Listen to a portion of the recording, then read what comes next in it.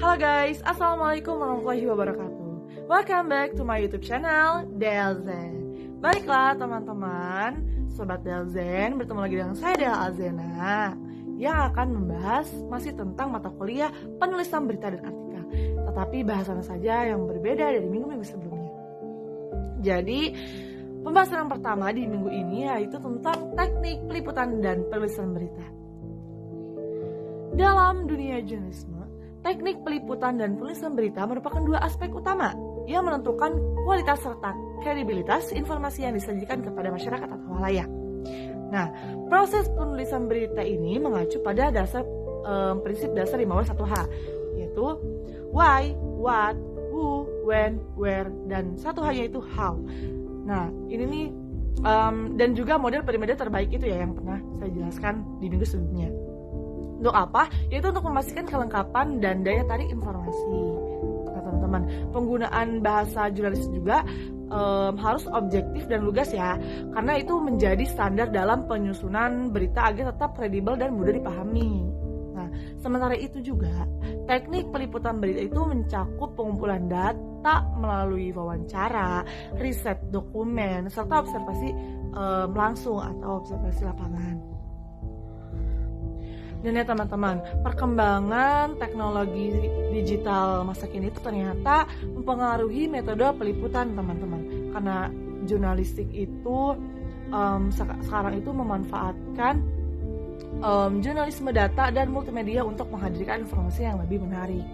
Tentu saja ya, namun dengan adanya itu pasti ada tantangan yang harus dilewati. Nah, tantangan utama itu dalam jurnalisme itu modern ini adalah menjaga keseimbangan antara kecepatan dan akurasi, teman-teman, seperti itu. Dan ya teman-teman, adapun etika jurnalistik yang menjadi landasan dalam proses peliputan dan penulisan berita.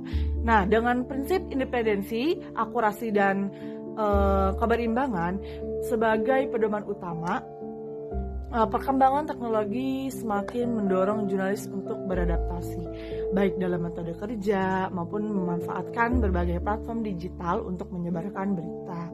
Nah, oleh karena itu, jurnalis masa kini itu, jurnalis sekarang itu harus memiliki keterampilan teknis yang kuat. Untuk apa? Untuk menjunjung tinggi etika profesi serta terus berinovasi agar tetap relevan di era sekarang ini, di era teknologi digital ini. Nah, lanjut itu ke penulisan berita. Nah, penulisan berita itu merupakan proses penyajian informasi faktual dan aktual yang mengikuti prinsip jurnalis seperti objektivitas, akurasi, serta keseimbangan. Nah, adapun struktur berita yang efektif itu menggunakan pendekatan 5W1H itu yang telah saya jelaskan dan tidak balik. Nah, yang dimana harus memastikan juga bahwa informasi utama disampaikan lebih dulu untuk memudahkan pemahaman pembaca ya. Dalam hal gaya penulisan, nah berita itu harus sifat jelas juga ya, lugas, terus berbasis fakta dengan menghindari bahasa yang ambigu atau bias agar tidak mempengaruhi perspektif publik itu. Nah, Sobat Delzen, adapun penggunaan kutipan dan data pendukung itu menjadi elemen penting nih dalam meningkatkan kredibilitas berita. Nah, dengan kutipan langsung maupun tidak langsung yang berasal dari sumber terpercaya, ada dua jenis utama berita, yaitu yang pertama itu ada hard news. Nah, hard news itu bersifat aktual ya, langsung dan sering kali membahas isu-isu penting seperti politik, ekonomi, ya seperti itu tuh. Itu atau berita hard news ya. Atau berita-berita keras seperti itu. Nah, yang kedua itu ada feature. Nah, feature ini lebih mendalam, bersifat naratif dan berfokus pada aspek human interest yang menarik emosi pembaca. Nah, dengan menerapkan teknik penulisan yang baik, jurnalis itu dapat menyajikan berita yang informatif, akurat, dan terpercaya sehingga para pembaca itu tertarik dan mampu memenuhi kebutuhan informasi publik secara personal dan etis. Seperti itu ya teman-teman. Adapun jenis peliputan berita Nah, jenis berita-berita ini mencangkup berbagai bidang seperti hukum dan kriminal, terusnya itu ada politik, terus ada juga ekonomi gitu. Dan masing-masing jenis itu memiliki karakteristiknya dan tantangannya ya pastinya, dan itu berbeda-beda pastinya. Prinsip etika yang harus dijunjung oleh jurnalis itu harus memastikan informasi yang akurat dan kredibel bagi masyarakat atau khalayak ya teman-teman. Nah, adapun tujuan dari peliputan berita hukum dan kriminal ini untuk mengungkapkan fakta terkait kasus hukum dan tindak kriminal di masyarakat, di khalayak gitu kan, di publik gitu. Sumber berita itu dalam bidang kepolisian ya, pengadilan, saksi, dan korban yang masing-masing itu memiliki peran dalam memberikan informasi yang berbeda pastinya. Nah, tantangan dalam peliputan ini tuh cukup cukup menantang bagi jurnalisme karena keterbatasan akses terhadap informasi, lalu resiko keselamatan jurnalistik juga ya, serta tekanan dari pihak berwenang atau masyarakat. Jadi bisa jadi jurnalis ini juga terlibat dalam kejahatan tersebut. Itulah resikonya gitu ya.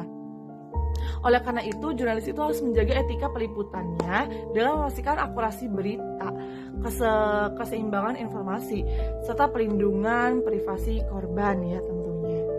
Nah teman-teman, sumber berita dalam politik ini dapat diklarifikasikan menjadi 3 kategori utama. Yang pertama ada sumber resmi, yang kedua ada sumber tidak resmi, dan yang terakhir yang ketiga ada sumber anonim atau bocoran dokumen dalam liputan investigatif. Nah, kita bahas yang pertama dulu ya, yaitu sumber resmi. Contohnya seperti pemerintah, partai politik, dan lembaga hukum yang seperti itu. Jadi sumber resmi itu mencakup institusi negara dan organisasi politik yang memiliki otoritas dalam memberikan informasi mengenai kebijakan, peraturan, atau kejadian politik tertentu. Dan yang kedua itu ada sumber tidak resmi. Nah, sumber tidak resmi ini seperti analisis politik, aktivis, dan akademi.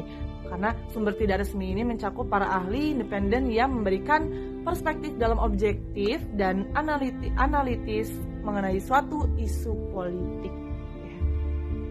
Dan ya, yang terakhir yaitu ada sumber anonim atau bocoran dokumen dalam liputan investigatif. Sumber anonim ini sering digunakan dalam liputan investigasi politik, terutama ketika kita berhadapan dengan skandal atau kasus yang melibatkan kekuasaan tinggi ya.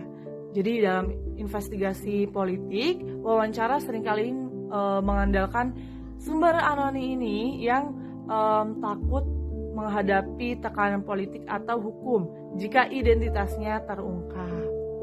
Dan ya, selain itu ada pun bocoran dokumen dari dalam lembaga pemerintah atau organisasi politik menjadi sumber penting dalam mengungkapkan kasus korupsi, penyalahgunaan kekuasaan, atau konspirasi politik. Seperti itu teman-teman. Dan ya teman-teman, wartawan itu harus memastikan keaslian informasi yang diberikan oleh sumber anonim dan melakukan verifikasi dengan bukti lain sebelum mempublikasikan berita.